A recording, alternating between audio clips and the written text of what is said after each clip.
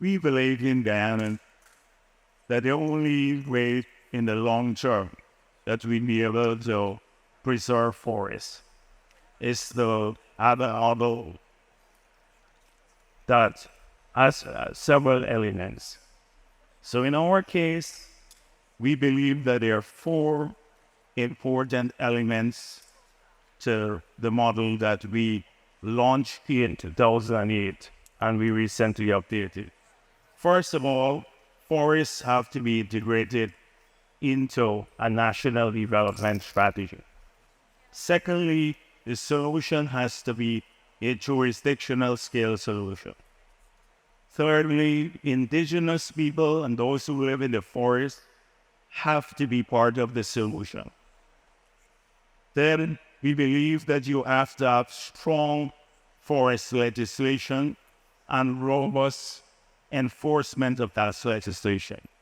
And the next element is, which is a critical one, that you have to identify a revenue stream to outcompete alternate use of the forest. Without these key elements, we believe that forests cannot be preserved in the long term, either through philanthropy or just goodwill or declarations. So in Guyana's case, we've been able to keep our forests intact.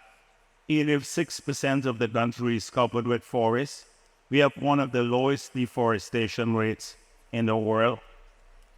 We have recently been able to have our entire forest certified at the jurisdictional scale through their Architecture for Red Plus transaction. It's the only forest in the world that has a jurisdictional scale certification.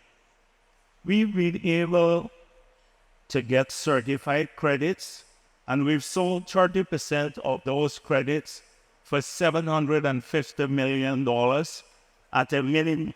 And I say at a minimum because if there is an upside, the credits are traded in secondary markets, or there is any movement in a global market, then we would share 60% of the upside of any increase in prices.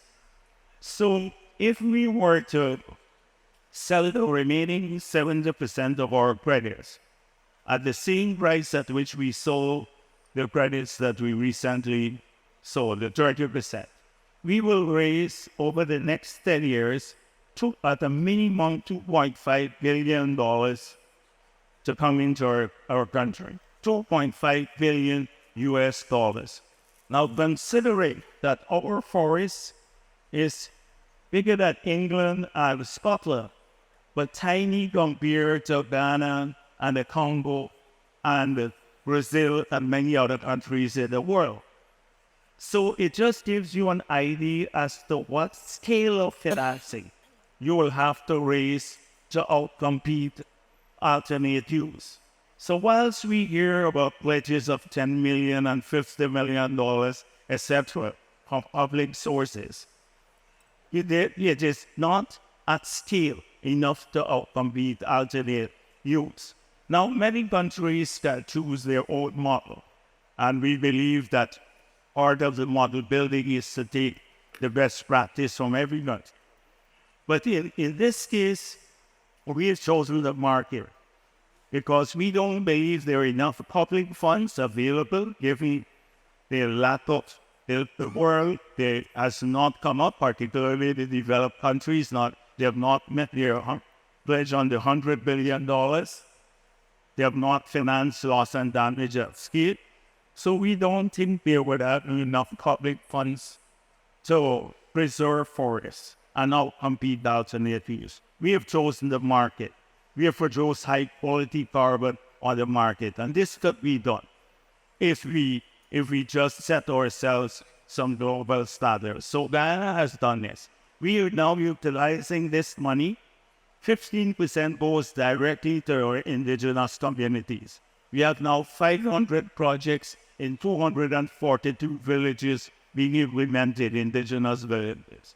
The 85% remaining of the potential $2.5 billion will fund adaptation measures. So it is integrated. This is what we're doing in Guyana, and we believe that is the scale that is necessary to preserve forests, not pleasures and philanthropy, etc. And sometimes we don't see that happening globally. So this is all I'm going to say now. Thank you very much.